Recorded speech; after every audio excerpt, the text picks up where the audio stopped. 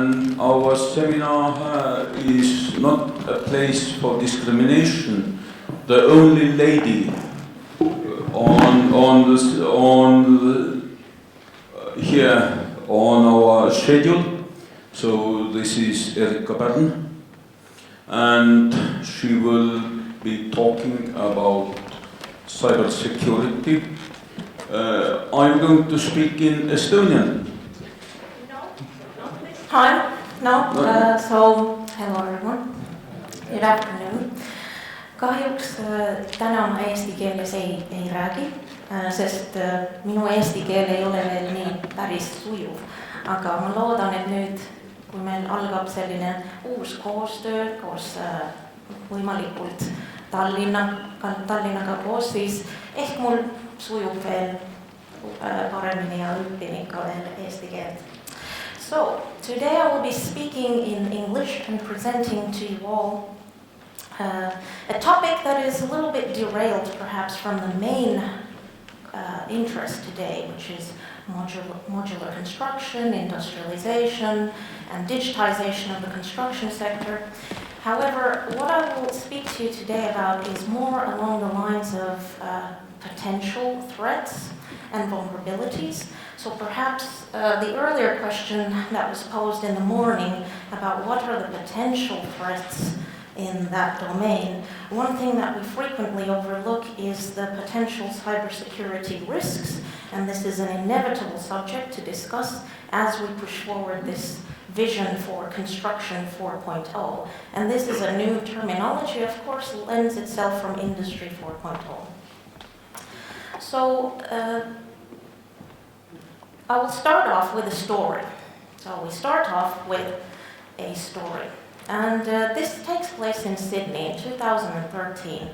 And Shodan has perhaps been dubbed one of the most scariest search engines online. Perhaps it's scary for those of us who don't understand cybersecurity. But Shodan is effectively a search engine for anything that is connected to the internet. Anything with an IP address, you will be able to, so to speak, locate it on this search engine. So, two engineers, Terry and Billy, they are conducting their day-to-day work. They go to Shodan, they scour the internet.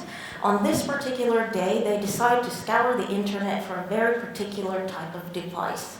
A device that they know has vulnerabilities inherently. That is a tritium, so-called building automation system, and that's what they find. They soon are able to locate a vulnerable device upon which they are granted potential login access. But what they already know about this particular building management system is that its password is easily accessible. So a lot of these building automation systems have a bog standard password. In this case, the password was anyone's guess. It literally was anyone's guess. That was the password. So this effectively meant that they were now granted access.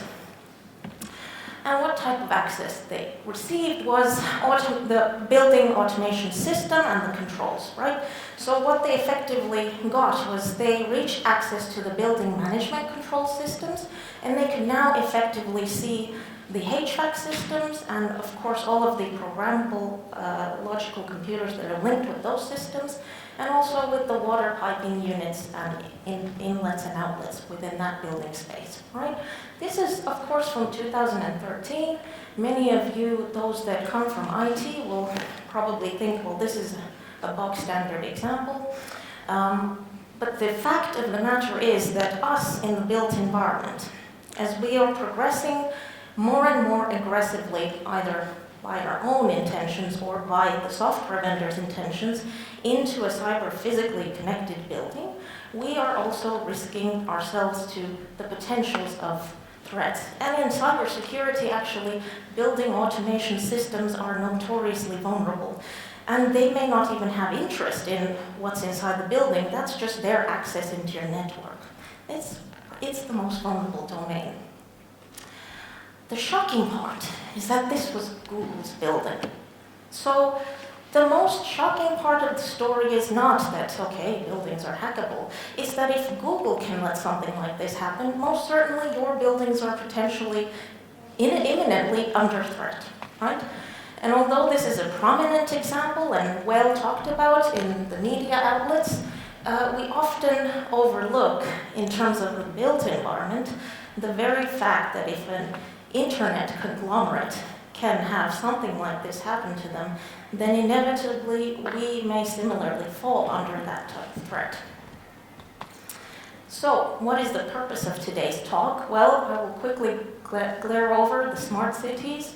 Obviously, what a cyber attack is. I apologize, any computer scientist, this may bore the death. But for a built environment specialist, this indeed is a new and a topical area that we should better understand.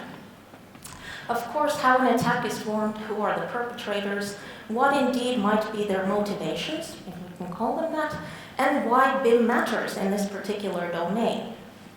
What are the potential vulnerabilities? What are the markets saying about this? And future considerations. Okay, so we all know that smart cities are upon us, but government edict says that smart cities is actually a method of in what way to manage effectively this mass urbanization. If population is projected to grow to 9.7 billion by 2050, then interconnecting our cities is going to help us better manage this mass urbanization and becomes quintessential in decision making. But, as we know, there are inevitable risks and vulnerabilities as we progress into that connected city. So, one of the key areas to understand is not just cyber attacks, but in the context of buildings, cyber physical attacks. So this is where you're not just intervening into the software system, but by your intervention, whether it's malicious or with good intent, you cause physical harm, you cause physical disruption into the way in which that building operates or perhaps that service is delivered. So this is where cyber physical attacks become very important in the built environment domain. Where does it all start from? Well, everything starts from reconnaissance. As with any attack, and you'll notice these terms are lended from the military, everything starts with reconnaissance, that is good spying and understanding your potential victim. So you have many methods of reconnaissance, but some of the key ones are scanning, fingerprinting, footprinting, sniffing, and most interesting of all is the social engineering. Social engineering is nothing more than your average con man calling in, finding out a little bit of detail about you, and then they can use that information from people to identify potential vulnerabilities. So there are many interesting information in the cybersecurity domain about reconnaissance techniques, but it's good to just remind ourselves what these might look like in practice. So probably some of you are aware of the three classifications for the motivations. In terms of cybersecurity, we discuss them as the hats, so black hat hackers, and you have gray hats and white hats. But in essence, black hats are the ones that are classified as having malicious or bad intent. Gray hats are somewhat ambiguous, and this is where often we classify hacktivists because they are doing something illegal but for politically driven with good intentions, so to speak. White hats are our two engineers, Billy and Terry. They were white hat engineers. They were just doing their job. So it's part of their everyday operations.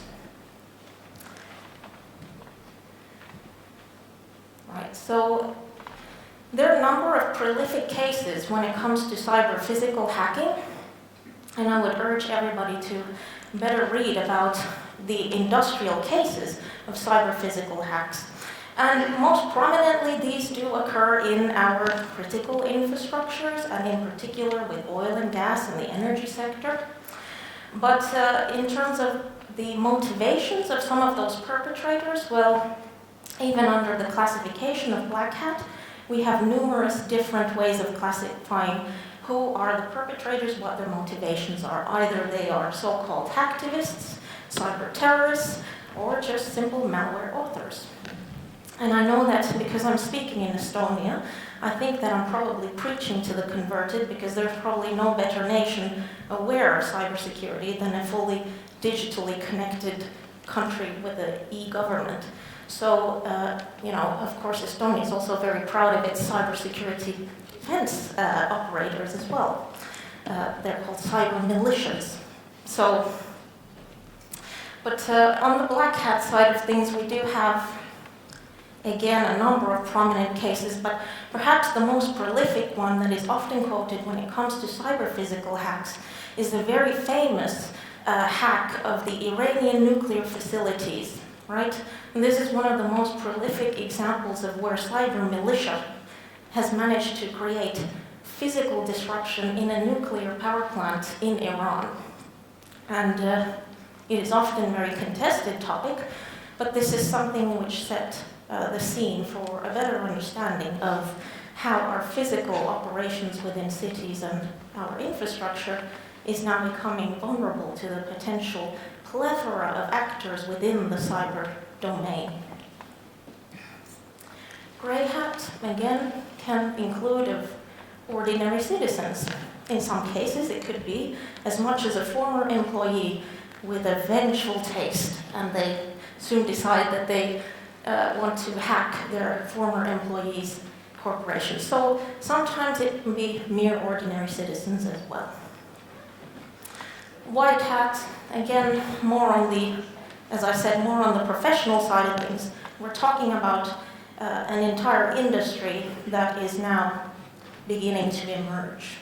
So white hatters are the cybersecurity analysts who do this as part of their day-to-day activities. But what is the relationship with BIM? Okay, herein lies the fundamental problem. As our government edict is becoming more clear that we're transitioning from what's called a level 2 BIM into an interconnected BIM, we are soon finding ourselves integrating our as-built BIM data with our building management systems, our building automation systems, those very systems that cyber security experts laughably connect to, right? So the problem here is that as we progress into interconnected BIM, we're connecting them with an IP address potentially. And the other well-known fact, of course, is that our BIM service providers, the major software vendors, are in a transition, obviously, for commercial purposes to go cloud-based and interconnected. So this, in effect, leads us to closer to that precipice of where we are interconnecting our as-built BIM data. And when I talk about the AECO sector, I always include the O, which is the operations. It is the very well often ousted and forgotten that BIM is in fact very valuable when it comes to building maintenance and building operations. And it's becoming our so-called single source of truth, in particular when it comes to facilities management and operations. And we've seen this in smaller scales. We're obviously still having difficulty to even fully get there, but the worry is that once we get there and we connect the as-built data with BMS and BAS, then we inevitably risk the potential for new cyber militia or whatever malicious actors are there to potentially gain access to that information. This discussion obviously has to touch upon the concept of digital twins. So in that 2013 example, they basically gained access to what we call the sensors that monitor our building, right? And in order to get a digital twin, we need to have sensors. And when we talk about digital twins in construction and built environment, we're talking about connecting the as-built BIM data, the geometric representation, together with the sensors, so that we now have this realistic, real-time feedback of what is ongoing. So inevitably, the concept of digital twin, as we lend it from this industrialized manufacturing setting, is proliferating the built environment sector as well. So So there are, of course, those of you who are in the built environment, you know about all of the software packages. This is just a handful, but there are so many new software vendors, startups emerging in the market. And again, as I mentioned, when we talk about platforms, actually for the software companies, when they think about platform, they think about something completely different. So a lot of these services are now moving into a cloud-based, subscription-based model because, of course, it's more commercially feasible for them to charge a monthly subscription fee. You're becoming dependent upon cloud-based services to access and retrieve potentially that asset-related data. But inevitably, as we're progressing into a cloud-based type of system that we're becoming dependent upon, these systems are relying upon internet connectivity. And cloud-based BIM solutions are not just for retrieving asset-related data, but they're in our day-to-day aspects, certainly in construction as well. And this is one example of how BIM is being used live on a construction site. And in this particular instance, you'll see a little yellow object. That yellow object is what's called an information totem, and that was used to aggregate data that relates to facilities management. So it has very valuable information about URLs that connect with building automation systems and logins, etc. But the problem is, as we know, these are also linked to the physical world. So that same information totem is linked to a physical barcode, which is retrievable on site. And actually every single room within those constructed facilities has this type of barcode. For maintenance purposes, of course, but it then interlinks with those same BMS, BAS systems that are online. So if we talk about BIM in the UK, of course, part of the BIM mandate is to push for the need for a common data environment. And actually a lot of these terms would lend from computer science. So common data environment for the construction and built environment sector means that we now have a single repository for project-related data. It is becoming transparent who is retrieving that type of information or uploading it. And we have stages of how that data is uploaded. Inevitably, as we progress from the early stages, work progress, up to active stages, we increase the number of people that have access to this network data. The more people that have access in cybersecurity, the larger the risk for any potential threat.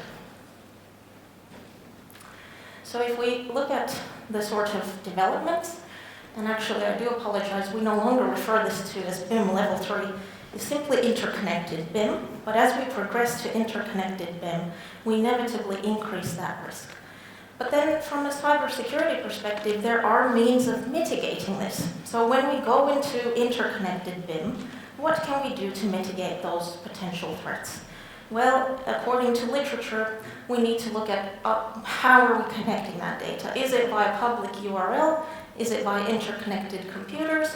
Or, as we see in some of very sensitive facilities, they are in a computer archipelago or an air-gapped internet, basically. So there are means of mitigating that potential risk even in a networked system. But what is important is to draw the understanding that as we progress into as-built BIM, being interconnected, we inevitably are connecting them to an IP address and increasing the vulnerability. And the same occurs with our common data environments. As we progress into the archived stage, that is the stage where most stakeholders will have access to that data. So for anybody interested in the taxonomy, all the different potential threats and ransomwares available, you should have a look at ENISA. But essentially, it's not always the case that it's a single perpetrator, a single person dedicatedly trying to hack into a system. A lot of the times it's just a simple ransomware that happens to work on that very particular system. So these can be regularly even bought on the internet. So it's important to understand that a lot of the cases targeted attacks happen also just through existing ransomware that is readily available. to be exploited. So, there are, of course, potential vulnerabilities when we talk about interconnected buildings that rely upon as-built BIM data for building maintenance. This includes public buildings, military facilities, infrastructure, our linear assets, ports, and manufacturing. Manufacturing becomes really interesting because if you look at the clear motivation for a lot of the cyber physical attacks, a lot of it has to do with cyber espionage. A lot of it is simply to identify what your competitor is doing better than you are. So when it comes to our manufacturing plants, then this is where you have a clear identified potential risk of what is called cyber espionage. So let's look at the markets. The markets are saying that there is an inevitable growth, and it's projected that in terms of the BIM market, we're going to see this grow almost to 19 billion by 2024, which means that there will be an increasing reliance upon the use of BIM data, not just for design or construction, but also for operations, right? But even more shockingly, so is the cybersecurity field. That far surpasses what we understand. So there is an increased demand, not just as a result of interconnectivity, but there is an increased demand for engineers like Billy and Terry. So we're seeing that there will be a huge demand for what we call so-called white hat hackers. So you might be thinking, okay, that's well and great, but I'm an average designer user. What has this got to do with me? Well, if we talk about the emerging technologies, then in terms of cybersecurity, the most promising one seems to be blockchain. And blockchain is one form of encryption. It has its origin in encryption, so it's inevitable that that becomes a potential new layer within our existing softwares that we're using, potentially. Now, I'm not a cybersecurity expert, but even in the domain of architecture and digitization, we're seeing talks about the use of blockchain, but not for cybersecurity reasons, though. So one potential is to consider how blockchain technology will take shape in the future. Is it simply a layer within the existing systems that we use, or will it become an inherent functionality of the tools that we are using? There is some really exciting new related research from one of our colleagues at the Cambridge Service Alliance. She did an exemplary work together with Caterpillar, again in construction, but for different purposes. They used blockchain as a means of creating this type of better order management with Caterpillar. There, the intention was not cybersecurity, but inevitably, of course, it adds a layer of newfound security for their operations. So, to summarize, what I would like to highlight is that if we talk about the kind of hack that Billy and Terry did, theirs was a very simple day-to-day operation for a white hacker. But if we look at the picture beyond that, when we start introducing as-built BIM connectivity with IP addresses, we are actually exposing ourselves to targeted attacks. Because by having that detailed description of the types of systems that are within our building, it makes the task a lot easier for the attacker to create a targeted attack, because now you in fact know what type of system is in that particular building, which makes it easier for you to find the relevant ransomware or type of reconnaissance needed to get into that potential building. So this is kind of food for thought, that targeted attacks are going to be a lot easier potentially as a result of this forward push with BIM for operations and maintenance systems. So I would consider and explore, have a look at this most scariest search engine, see what you can find, see whether, if you are an asset manager, whether any of the systems that you're using are available and what might be found there. So consider and explore from your own domain with the systems that you very regularly use, what the potential vulnerabilities might be. And thank you for your time, and if you do have any questions, I'd be happy to answer here or outside as well.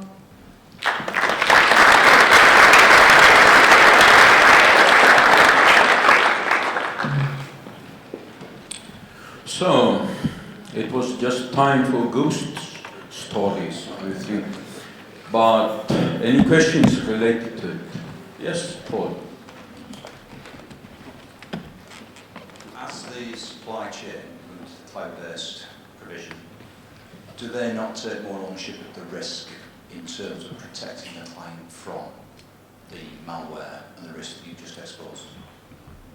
From the client side. I'm thinking of whoever provides the software, you're putting everything on the cloud. Yeah. So you're being forced down a subscription relationship rather than just buying something and protecting yourself. That's very true. And here the onus, of course, we'd like to say is on the software experts, because of course security is part of any software life cycle development. You have to consider security.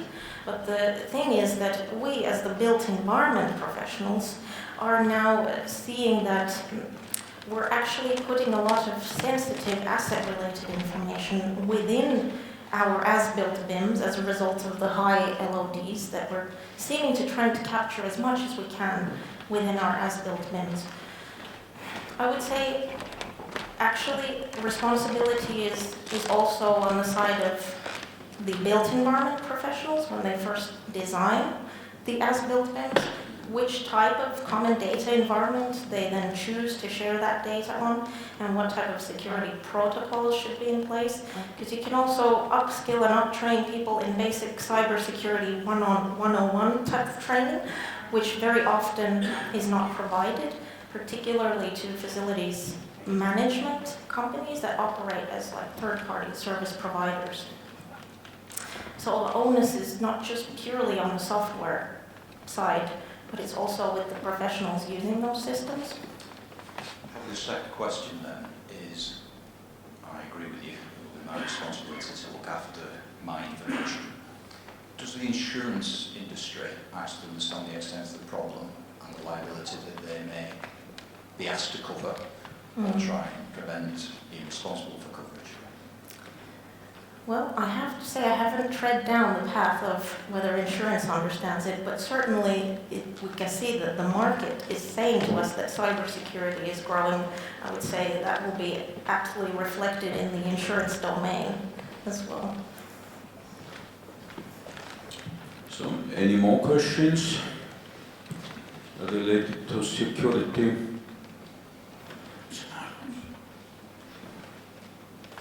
So it was all doom and gloom. I'd like to say that there is hope, and the hope is that we do start to proliferate awareness and knowledge in the cybersecurity domain as much as we do in just digitization in general.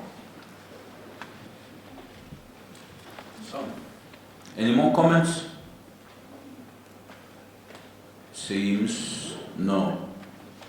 Just okay. Okay. Thanks. Thank you very much.